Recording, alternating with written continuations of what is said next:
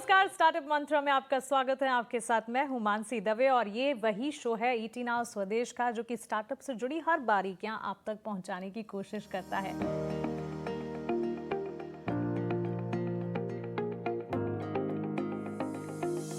Startup मंत्रा के आज के एपिसोड में हम एक ऐसे मुद्दे पर बात करने जा रहे हैं जो मुद्दा हर स्टार्टअप के लिए काफ़ी अहम है। मुद्दा है फंडिंग का। जी हाँ, पूंजी जुटाना। किसी भी कारोबार, किसी भी स्टार्टअप के लिए पूंजी जुटाना, फंड रेज करना काफ़ी अहम होता है। और ताज़ा डेटा की अगर बात करें, हमारे पास कुछ स्टैटिस्टिक्स आए हैं जो कि भारत की ग्रोथ स्टोरी को काफ़ी अट्रैक्टिव बनाते हैं। India tech funding report Q1 calendar year 23 की अगर माने तो भारत देश सेकेंड हाईएस्ट फंडेड ज्योग्राफी के तौर पर उभर कर आया है आफ्टर यूएस। यानी कि फंडिंग सिनेरियो इस वक्त यहाँ पर अच्छे नजर आ रहे हैं। ये तब हो रहा है जबकि ग्लोबल अनसर्टेनिटीज काफ़ी नज़र आ रही है। अगर डेटा की माने तो भारत देश में 2022 में करीब $25 बिलियन की फंडिंग हुई थी। ऑफ कोर्स ये पिछले साल के मुकाबले गिरावट है, लेकिन आंकड़े ये बयां कर रहे हैं कि फंडिंग इस वक्त भी नजर आ रही है, अनसर्टेनिटीज के बावजूद भी नजर आ रही है। और इनफैक्ट अगर कैपिटल इनफ्लोज की बात करें तो 2020 के लेवल से कैपिटल इनफ्लोज जो हैं वो 2x होते हुए नजर आए हैं। तो चलिए, फंडिंग सिनेरियो कैसे नजर आ रहे हैं, क्या चैलेंजेस और ज्यादा बढ़ सकते हैं फंडिंग के लिए, या फिर फंडिंग की तस्वीर अच्छी होगी, इस पर विस्तार से बातचीत कर रहे हैं। इस मुद्दे पर बात करने के लिए आज हमारे साथ wealthy.in के को फाउंडर आदित्य अग्रवाल जुड़े हैं और वेंचर कैटलिस्ट और 9 यूनिकॉर्न्स के को फाउंडर डॉक्टर अपूर्व रंजन शर्मा भी हमारे साथ जुड़े हैं। आदित्य, अपूर्वा, बहुत स्वागत है आपका ईटी नाउ स्वदेश पर। अपना समय देने के लिए आपका शुक्रिया। इस अहम मुद्दे पर आज हमारे साथ बात करने के लिए, हमारे साथ जुड़ने के लिए थैंक्स। शुरुआत आदित्य आपसे करना चाहूंगी। सेकंड हाईएस्ट फंडेड ज्योग्राफी हम उभर कर आए हैं, यूएस के बाद सेकंड हाईएस्ट नंबर पर हम नजर आ रहे हैं। अनसर्टेनिटीज ग्लोबल मार्केट में कई सारी हैं, बावजूद इसके इस वक्त फंडिंग सिनेरियो कैसे नजर आते हैं आपको, और किस तरह से भारत, इंडिया अन्य देशों से अलग आपको दिखता है इस वक्त? आई थिंक सबसे पहले तो अलग ऐसे दिखता है कि हम वर्ल्ड की 5th लार्जेस्ट इकोनॉमी है, बट फास्टेस्ट ग्रोइंग है।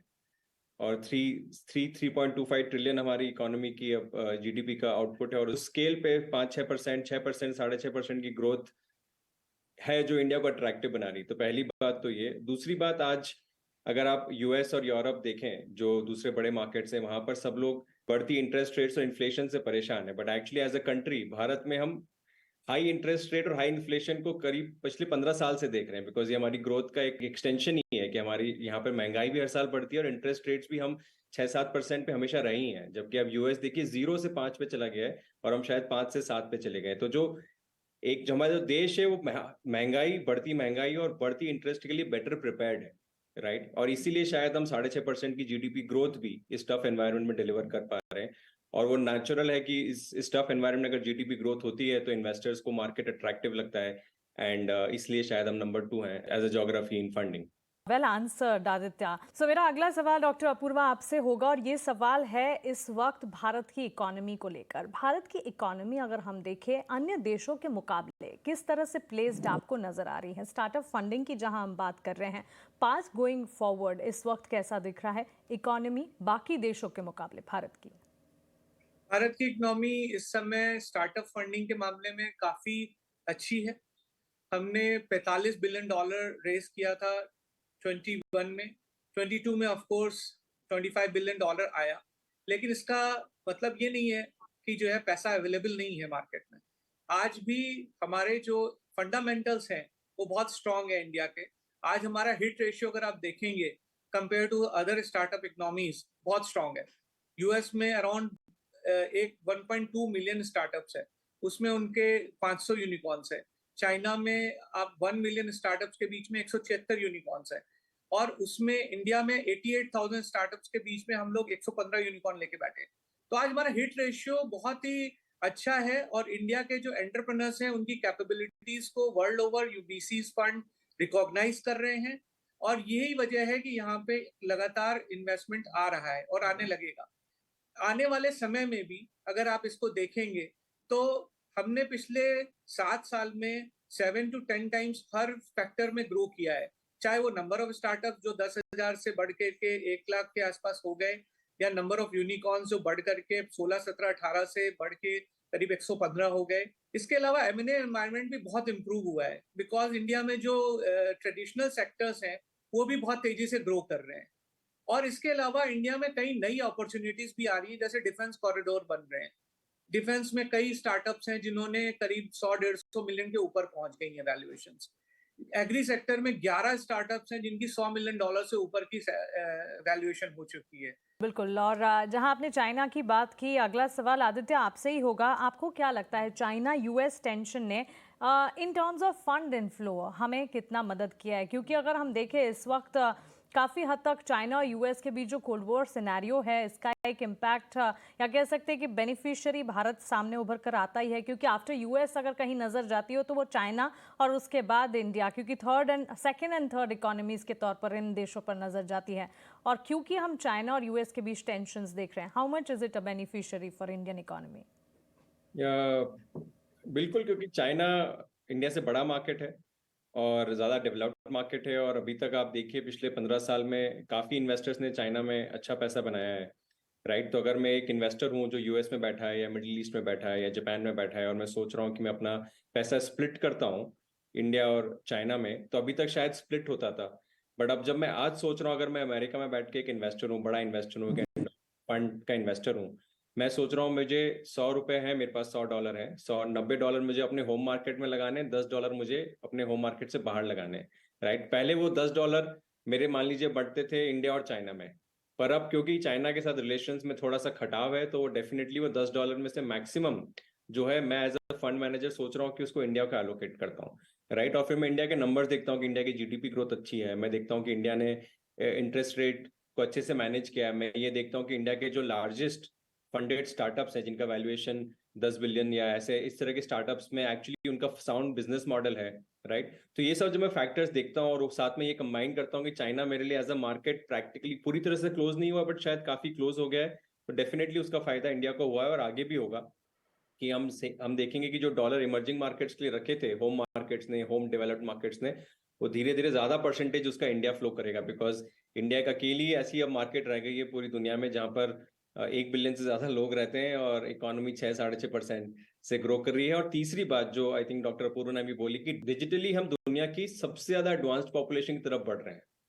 तो तीन आपके फंडामेंटल फैक्टर्स हैं, ग्रोइंग इकोनॉमी, यंग पॉपुलेशन, बहुत सारे यंग और बहुत सारे लोग, और तीसरा डिजिटली रेडी। तो ये तीनों चीजें और ऊपर से चाइना का टेंशन कंबाइन कर दी, तो डेफिनेटली ये इंडियन स्टार्टअप और इंडियन ओवरऑल इकोनॉमी के लिए शायद ये गोल्डन पीरियड हो सकता है। तो पॉजिटिव फंडामेंटल ट्रिगर्स तो हैं ही, और साथ ही यूएस चाइना के बीच की जो तनातनी है, ये एक कह सकते हैं पॉजिटिव ट्रिगर साबित होता हुआ दिख रहा है इंडियन स्टार्टअप्स के लिए एट प्रेजेंट, और इस पर खास तौर से नज़र रखनी चाहिए। और इसके अलावा भी ट्रिगर्स कई सारे, लेकिन अब बात करते हैं कुछ चैलेंजेस की। डॉक्टर अपूर्वा, सिचुएशन या डेटा की अगर माने, फंडिंग हो रही है भारतीय स्टार्टअप्स के लिए, ये डेटा हम देख रहे हैं, लेकिन 2021 के मुकाबले अगर डेटा देखेंगे तो फंडिंग में गिरावट भी देखने को मिली है।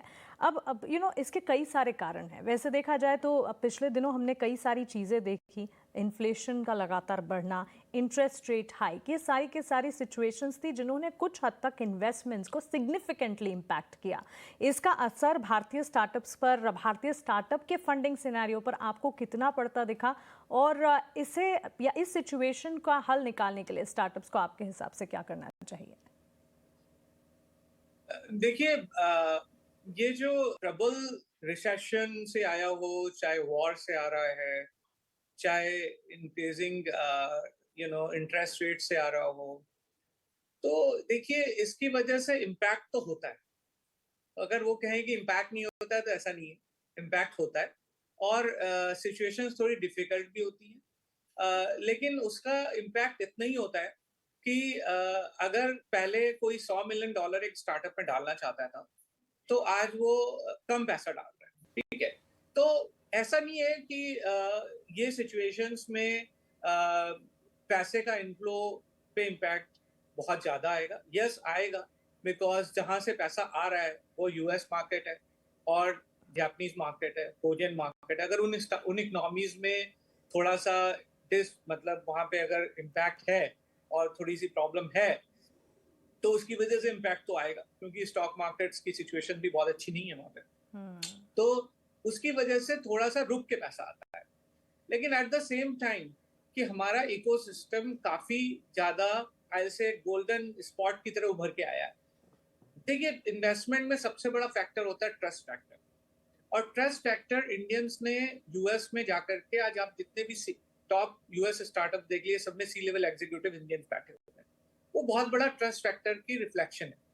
सिमिलरली दूसरा ट्रस्ट फैक्टर आपके स्ट्रॉन्ग इकोनॉमी के फंडामेंटल से आता है, जो अभी आदित्य ने बताया ऑलरेडी, वो बहुत स्ट्रॉन्ग है यहाँ पे। और तीसरा ट्रस्ट फैक्टर जो है इंडियंस स्टार्टअप्स की कॉन्फिडेंस से आता है, जो मैं आपको बता दूं कि करीब 200 यूनिकॉर्न है, 1000 यूनिकॉर्न टोटल दुनिया में, उसमें 200 इंडियंस के, तो 20% मार्केट शेयर तो यूनिकॉर्न में इंडियन लेके बैठे हुए हैं। तो इसका मतलब सीधा सा यही है कि भाई ये एक अलग हमारी पोजीशन बन चुकी है, और उसके लिए आज कोई भी इसको नजरअंदाज, दुनिया का कोई भी वीसी फंड नजरअंदाज नहीं कर सकता। तो इस वजह से मेरा स्ट्रांग बिलीफ है कि आने वाले समय में भी सिचुएशन को हैंडल किया जा सकता है। यस, हम लोग की काफी साल में करीब 150-200 इन्वेस्टमेंट होते हैं स्टार्टअप्स को, तो उनके आगे के राउंड्स भी हम लोगों को साल के करीब 50 से 60 राउंड, 100 राउंड तक होते हैं। तो हम सब स्टार्टअप्स को यही बोलते हैं कि भाई देखो, इस समय में आप इंक्रीमेंटल फंड रेज करो, 6-6 महीने में फंड रेज करो, आप बहुत सारा पैसा एक साथ रेज करने के बारे में मत सोचिए। हम लोग उनको ये बोलते हैं कि आप जो है कन्वर्टेबल राउंड्स रेज करिए, क्योंकि आज की डेट में कोई प्राइस देना नहीं चाहता है। तो इसमें क्या है, थोड़ा सा इनोवेशन की जरूरत है। फंडिंग जरूरी नहीं है कि एक ही पैटर्न में आप जैसे करते आ रहे हो, जैसे अच्छे सिनेरियो में करते आ रहे हो, उसी तरीके से करिए। रास्ते हर चीज के होते हैं और उसको निकालना आना चाहिए, और इंडियन से अच्छा कौन समझ सकता है कि रास्ते कैसे निकालने हैं। बिल्कुल आदित्य, डॉक्टर अपूर्वा, आपका बहुत शुक्रिया हमारे साथ जुड़ने के लिए और फंडिंग रिलेटेड सिनेरियोज को हमारे व्यूअर्स के बीच रखने के लिए, क्योंकि एक ऐसा मुद्दा है जो कि स्टार्टअप स्पेस के लिए सबसे इम्पोर्टेंट माना जाता है। इस खास मुद्दे पर बातचीत करने के लिए और अपने विचार हमारे साथ शेयर करने के लिए आपका शुक्रिया। Thank you.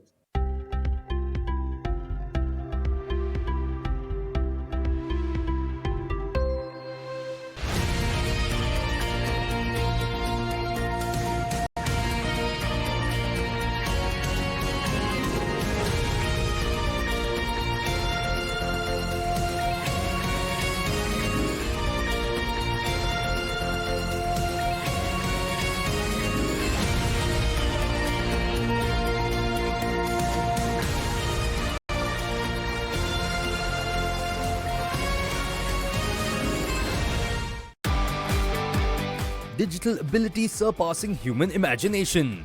An event showcasing the power of digital technology shaping the future.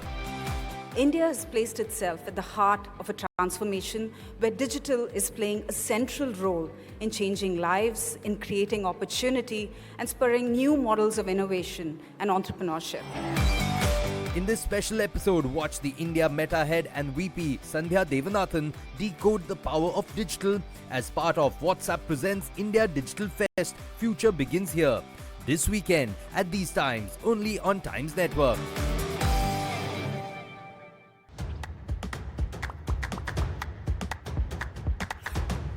Associate partner Dream Sports makes sports better. Banking partner IDFC First Bank, always you first. Knowledge partner Ramaiah University of Applied Sciences, Bengaluru. Associate partner Storia, take a sip of change. राशि की school fees, घर का किराया, कितनी जिम्मेदारियां हैं sir पे। तुम तो टर्म लाइफ इंश्योरेंस लिए बिना ही चले गए। पॉलिसी बाजार पे 1 करोड़ का टर्म लाइफ इंश्योरेंस सिर्फ 430 रुपए महीने से शुरू। उठाओ वो सवाल जो दबा दिए गए, पूछो वो बात जो छुपा दी गई, सिस्कियों का हिसाब मांगो। जो जिम्मेदार हैं उनसे अपना आज, अपना कल मांगो, इससे पहले कि चुप्पियां सब राख कर दें। पूछ लीजिए सवाल पब्लिक का नाविका कुमार के साथ टाइम्स नाउ नव भारत पर।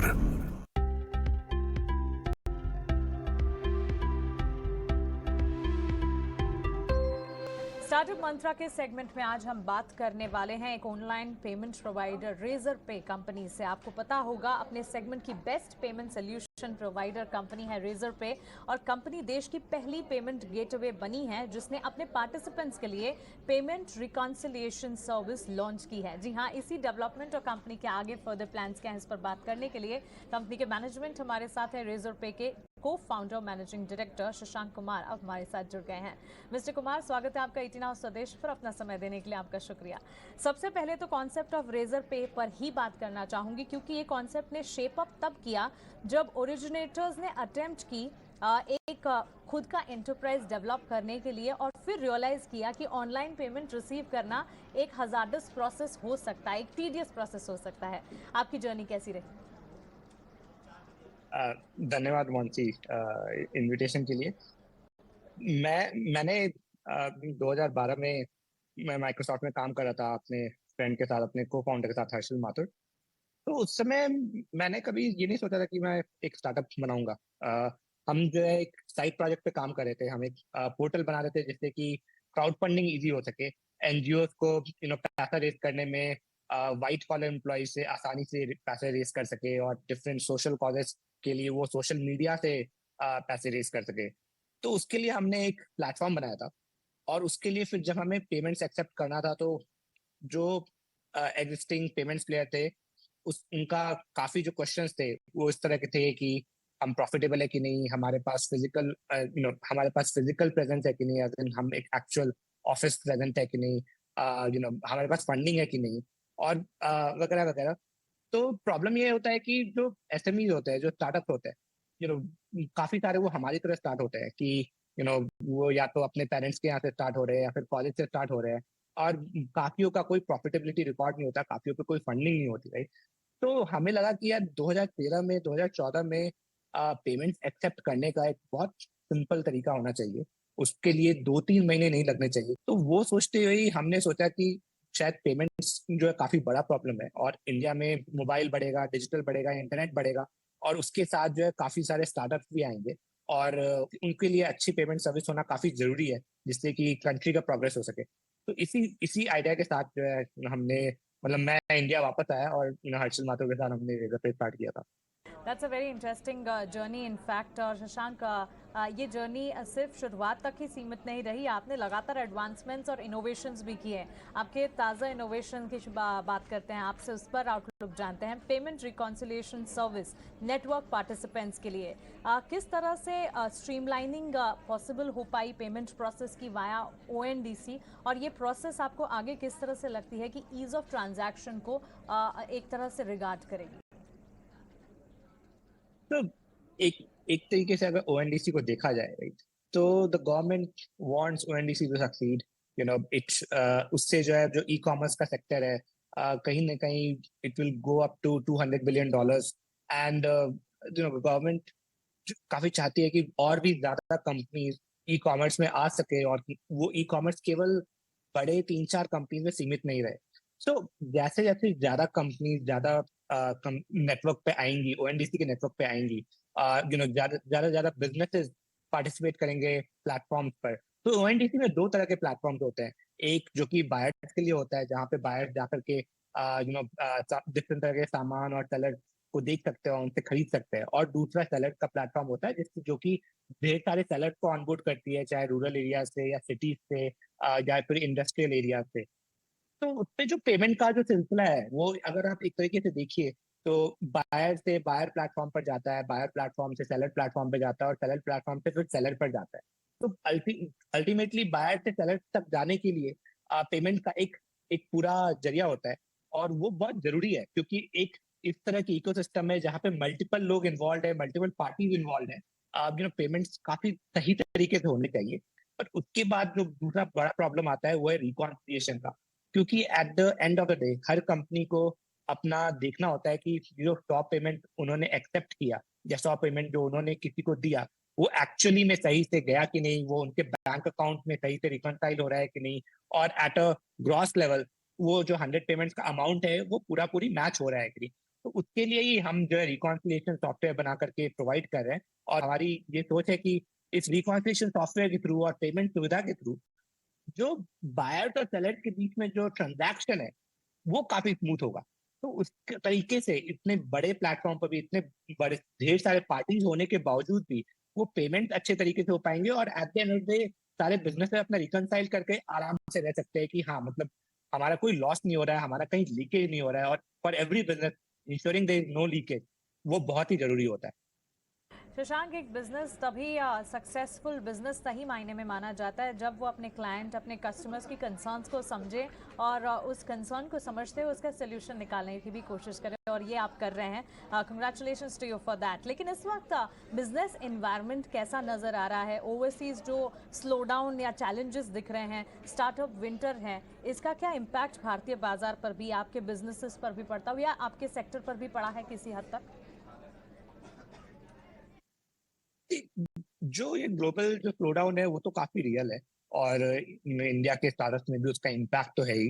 जो फंडिंग विंटर वाली बातें चल रही है, आई थिंक फंडिंग मार्केट थोड़े टाइट तो है इस वक्त है, और उससे काफी स्टार्टअप अपना अपना अपना देख रही है कि वो कैसे उसके थ्रू मैनेज कर सके। But even among all that, at the end of the day India stands out, right? India एक काफी ब्राइट स्पॉट है, क्योंकि India is the only large economy जो कि अभी भी 5% प्लस 6% प्लस पे ग्रो करने का क्षमता रखती है year on year, and government की फुल कोशिश है, इकोसिस्टम की फुल कोशिश है कि उसको बरकरार रखे। तो पूरे एनवायरनमेंट में अगर आप देखिए वहां पे थोड़ा स्लो डाउन है, but fintech still is a very bright spot.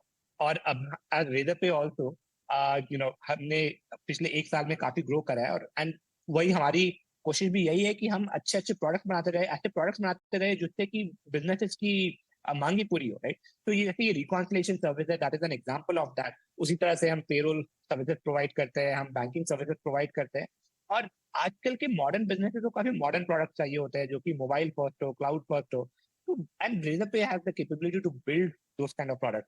तो इन सब चीजों को ध्यान में रखते हुए मेरा तो यही मानना है कि Razorpay is still in a great spot and has a very positive outlook, towards India, towards fintech ecosystem, and towards the growth of payments industry. बिल्कुल शशांक, एक और कंग्रेचुलेशन, एक और शुभकामनाएं एक्सेप्ट कीजिए, क्योंकि रेजर पे वर्ल्ड्स टॉप 100 यूनिकॉर्न्स में अपनी जगह बना पाई है। और इतना ही नहीं, हारून्स ग्लोबल यूनिकॉर्न इंडेक्स 2023 में जो 6 भारतीय कंपनियां हैं उनमें से एक कंपनी रेजर पे भी है। कैसा लगता है इस तरह की उपलब्धि, इस तरह की अचीवमेंट हासिल करने के बाद? Thanks a lot Mansi. अगर मैं बात करूं तो जिस हमने अपना स्टार्टअप शुरू किया था, रेजर पे शुरू किया था, तो एक यही उम्मीद थी कि इंडियन बिजनेसेस के लिए कुछ कर सके, देश में कुछ ऐसा कर सके जिससे कि कुछ चेंज आए, कुछ अच्छा बदलाव आए। और जो ये पिछले 7-8 साल की जर्नी रही है हमारी रेजर पे की, उससे काफी पर्सनल सेटिस्फैक्शन मिलता है, and I am very grateful कि जो हमारा जो रिस्पॉन्स रहा है हमारे कस्टमर्स का, एंड जो पुश रहा है गवर्नमेंट का डिजिटल पेमेंट्स पे, आई थिंक वो काफी पॉजिटिव रहा है, काफी अच्छा रहा है मेरे लिए पर्सनली, और obviously for Razorpay as well. और ये बस एक मोटिवेशन है एक तरीके से कि हम एक्चुअली में सही राह पे चलते रहे और उस पे चलते रहेंगे। Absolutely. Shashank, last but not the least, आपके फाइनेंशियल्स पर आपका आउटलुक हम जानना चाहेंगे, क्योंकि अगर FY22 के परफॉर्मेंस की बात करें, स्टैंड अलोन नेट प्रॉफिट जो है 7.3 करोड़ पर पोस्ट हुआ है, अराउंड 20% अप मूव सालाना आधार पर अगर देखें, और साथ ही रेवेन्यू के पिक्चर भी काफ़ी स्ट्रेंथ दिखा रहे हैं। Outlook towards scaling it up. Right, हमारा पिछले फाइनेंशियल ईयर का टारगेट था कि हम more than $90 billion GMV process करें अपने प्लेटफॉर्म के through, and I am very happy to say that not only हमने वो गोल अचीव किया, बट कहीं ना कहीं हमने we crossed more than $100 billion, हमने $100 billion के ऊपर पेमेंट्स आपने अपने प्लेटफॉर्म के थ्रू प्रोसेस करे, and it's a huge scale. I think in last 8 years Razorpay with all the product और जितना भी ये ग्रोथ रहा है, काफी ज्यादा ये जो हमने पड़ाव अचीव करे, I think that's been a great journey for us. और just looking at it from a revenue basis, तो लास्ट फाइनेंशियल ईयर हमारा ऑपरेशनल रेवेन्यू वाज 1480 करोड़, और and that has been like a 70% growth year on year. और I think हमारी कोशिश यही रही कि ये आगे भी मेंटेन रहे, तो even in the coming year that we'll continue to aim for 60-70% growth year on year, and continue growing our top line. Absolutely. Shashank, आपका बहुत शुक्रिया हमारे साथ जुड़ने के लिए, सवालों के जवाब देने के लिए, आने वाले क्वार्टर्स के लिए, इनोवेशंस के लिए आपको ढेरों शुभकामनाएं। थैंक्स। और अब बात करते हैं आज की इम्पॉर्टेंट रिसर्च की। जी हाँ, हर स्टार्टअप मंत्रा के सेगमेंट में आपके लिए एक स्टार्टअप से जुड़ी इंटरेस्टिंग रिसर्च हम लेकर आते हैं और आज की रिसर्च है यूनिकॉर्न्स पर। जी हाँ, यूनिकॉर्न्स वो कंपनियां होती हैं जिन्होंने एक नया लेवल पाया होता है। स्टार्टअप से शुरुआत की होती है, लेकिन एक बड़ी स्टार्टअप जब वो बन जाती है वो यूनिकॉर्न होती है। और यूनिकॉर्न्स की अगर बात करें, भारत देश में इंडिया 3rd लार्जेस्ट हब बना है यूनिकॉर्न्स के मामले में। लेकिन कितने यूनिकॉर्न्स बन रहे हैं इस वक्त, कौन सी कंपनियां हैं जो यूनिकॉर्न बनकर उभर रही हैं, इस पर एक लेटेस्ट रिपोर्ट तैयार किया हमारे रिसर्चर ने। आइए वो देखते हैं। बात करते हैं यूनिकॉर्न की, और इंडिया में जो unicorn hardware now Hurun research institute जो ग्लोबल यूनिकॉर्न इंडेक्स 2023 में आया है, इंटरेस्टिंग रिपोर्ट है वहाँ पे, क्योंकि इंडिया इमर्ज हो चुका है, तीसरे नंबर पे आ रहा है हब जहाँ पे जिसने ज़्यादा यूनिकॉर्न्स जहाँ पे है, तो इंडिया तीसरे नंबर पे है। अब यूनिकॉर्न्स जो है 68 यूनिकॉर्न्स इंडिया में है। 47 यूनिकॉर्न्स ऐड हुए हैं सिंस प्री कोविड 2019 से देखें तो वो प्री कोविड लेवल से वहाँ पे 47 यूनिकॉर्न्स ऐड हुए हैं। उसके अलावा 5 इंडियन कंपनीज जो है जो बनती है टॉप 100 यूनिकॉर्न लिस्ट में भी। तो इंडिया श्योरली इमर्ज हो रहा है और आगे बढ़ रहा है ये यूनिकॉर्न लिस्ट में, स्टार्टअप लिस्ट में। और ओवरऑल टोटल वैल्यू बात करें यूनिकॉर्न्स की तो वो ऊपर जा चुका है 13% से, एंड वो अभी है $4.3 ट्रिलियन पे। इंडिया को-फाउंड किया हुआ है 70 unicorns outside India compare to with in India जो है 68 यूनिकॉर्न्स। तो आउटसाइड इंडिया भी है, इन इंडिया भी जो एडिशंस भी आ रहे हैं। उसके अलावा अभी बात करते हैं एक दूसरे पार्ट की, जो है अभी कहाँ से आ रहे हैं, दुनिया में कहाँ से है ये बड़े यूनिकॉर्न्स, तो कौन से है ये बड़े यूनिकॉर्न्स। और ग्लोबल की बात करें तो पहले है बाइटांस, फिर आता है स्पेसएक्स और फिर आता है एंट ग्रुप। और कंट्रीज की बात करें, कौन सी टॉप कंट्रीज है जो एक्चुअली यूनिकॉर्न लिस्ट में आती है, मोस्ट यूनिकॉर्न्स कहाँ पे है, तो यूएस में सबसे ज़्यादा यूनिकॉर्न्स है। नंबर ऑफ यूनिकॉर्न्स वहाँ पे जो है वहाँ पे है 666 यूनिकॉर्न्स। चाइना में है 316 यूनिकॉर्न्स और तीसरे नंबर पे आता है इंडिया जहाँ पे है 68 यूनिकॉर्न्स। मोस्ट सक्सेसफुल यूनिकॉर्न्स की बात करें, जो इन्वेस्टर्स, जहाँ most successful investors in unicorns की बात करें तो सिक्वॉय कैपिटल आता है, टाइगर ग्लोबल आता है और सॉफ्ट बैंक भी आता है। तो यस, इंडिया श्योरली इमर्ज हो गया है तीसरे नंबर पे।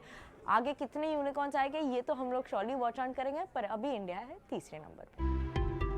और आइए अब आपको मैं बताती हूँ स्टार्टअप का गुरु मंत्र। जी हाँ, ये वो सेगमेंट है जिसमें हम कुछ ऐसे गुरु मंत्र आपके सामने रखने की कोशिश करेंगे जो कि आपके लिए काफ़ी हेल्पफुल साबित होंगे अगर आप एक स्टार्टअप एंटरप्रेन्योर बनना चाहते हैं या फिर स्टार्टअप से जुड़ी कोई ना कोई चीज़ पर काम कर रहे हैं। आज का गुरु मंत्र है 4 चॉइसेस जो कि स्टार्टअप स्ट्रैटेजी के लिए काफ़ी अहम है। अगर आप अपना स्टार्टअप बना रहे हैं तो 4 चीज़ें हैं जो कि काफ़ी ज़्यादा इंपॉर्टेंट होंगी और उन पर ध्यान रखते हुए अगर आप अपनी स्ट्रैटेजी को बनाएंगे तो आपका स्टार्टअप जो है वो एक विन सिचुएशन या कह सकते हैं डेवलपमेंटल स्टार्टअप बनने की तैयारी करेगा। जी हाँ, तैयारी करेगा इसलिए कह रही हूँ क्योंकि इनिशिएशन से लेकर एग्जीक्यूशन तक का सफर बहुत लंबा है। चलिए 4 चॉइसेस जो कि स्टार्टअप स्ट्रैटेजी में मैटर करते हैं वो आपको बताते हैं। सबसे पहली चॉइस है कि स्टार्टअप के लिए एक अच्छा आइडिया चुनें। इस वक्त भारत में इतने सारे आइडियाज़ हैं, इतने सारे विजन्स हैं, इतने सारे इनोवेशंस हैं। ऐसे में एक आइडिया जो कि स्टैंड आउट कर जाए उसे चुनना काफ़ी ज़रूरी है। और एक ऐसा आइडिया जो कि सोसाइटी के लिए हेल्पफुल हो, ना कि ऐसा आइडिया जो कि मान लीजिए आपको पसंद आया और आपको उस पर बिजनेस करना है इसलिए स्टार्टअप बना लिया। जी नहीं, एक ऐसा आइडिया जो कि सोसाइटी के लिए भी हेल्पफुल हो रहा है, अगर उस आइडिया पे काम करेंगे तो आपके लिए स्टार्टअप में एक कह सकते हैं कि सक्सेस जो है वो बिल्कुल तय होगी। तो फर्स्ट इंपॉर्टेंट थिंग इज कि आइडिया को तलाशें, एक अच्छे आइडिया, एक सही आइडिया को तलाशें जो कि overall benefit of the society के लिए हो। दूसरी चीज़ यानी कि सेकंड स्टेप आपका होना चाहिए कि अपने कस्टमर्स को समझें। आइडिया तो ले लिया आपने, उसके बाद स्टार्टअप की शुरुआत भी करने की कोशिश कर रहे हैं आप, लेकिन उससे पहले क्या आप अपने कस्टमर को जानते हैं? क्या आपके उस आइडिया के लिए कस्टमर्स हैं भी?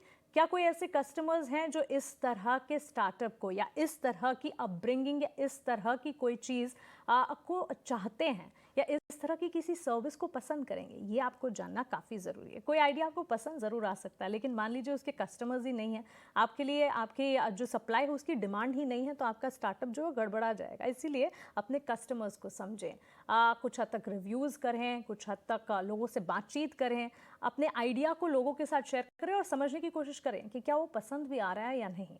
तीसरा स्टेप होगा टेक्नोलॉजी से हाथ मिलाएं। टेक्नोलॉजी ने एक ऐसा एडवांसमेंट किया है पिछले 2 सालों में। कोविड के बाद डिजिटलाइजेशन की इंपॉर्टेंस हम सब समझे हैं, और अगर आपको स्टार्टअप में अड़े रहना है, बने रहना है, टिके रहना है और सक्सेसफुल होना है तो टेक्नोलॉजी से हाथ मिलाना होगा, क्योंकि तकनीक की मदद से आप कई सारी चीज़ें फास्ट एंड फ्यूरियस कर सकते हैं। तो टेक्नोलॉजी को बिल्कुल ना भूलें। और आखिरी चीज़ है, कंपटीशन पर नज़र रखिए। देखिए, स्टार्टअप का आइडिया आपने चुन लिया, उस आइडिया पर काम कर रहे हैं, उस पर कस्टमर्स भी आपको मिले हैं और टेक्नोलॉजी के साथ आप इसमें आगे भी बढ़ रहे हैं। लेकिन इस वक्त इसी स्पेस, इसी सेगमेंट में जिस पर आप काम कर रहे हैं, कंपटीशन भी तो होगी। फर्स्ट मूवर एडवांटेज किसी ने लिया होगा, वो कंपटीशन क्या कर रहा है, उसके चैलेंजेस क्या है, क्या वो कंपनी एक तरह से प्रोग्रेस कर रही है या वो कंपनी घाटे में, ये भी समझें। इससे आपको एक अंदाज़ा लगेगा, आपको समझ आएगा कि क्या इस स्टार्टअप जर्नी में आगे बढ़ना चाहिए या फिर किसी और आइडिया पर काम करना चाहिए। तो 4 चीज़ें हैं जिस पर खास ध्यान रखें जब आप अपने स्टार्टअप की स्ट्रैटेजी बना रहे हैं। सबसे पहले तो एक बेहतरीन आइडिया जो सोसाइटी के लिए अच्छा हो। दूसरा, कस्टमर्स को समझने की कोशिश। तीसरा, टेक्नोलॉजी के साथ साथ काम करें। और चौथा, सबसे इंपॉर्टेंट, कंपटीशन क्या कर रहा है उस पर भी ध्यान रखें। तो ये है स्टार्टअप का आज का गुरु मंत्र आपके लिए। और इसी के साथ स्टार्टअप मंत्र में इतना ही। अगली बार फिर से कुछ नए सेगमेंट, कुछ नए टॉपिक और कुछ नए स्टार्टअप्स के साथ आपको रूबरू कराएंगे। तब तक के लिए मुझे दीजिए इजाजत। आप बने रहें ईटी नाउ स्वदेश के साथ। नमस्कार।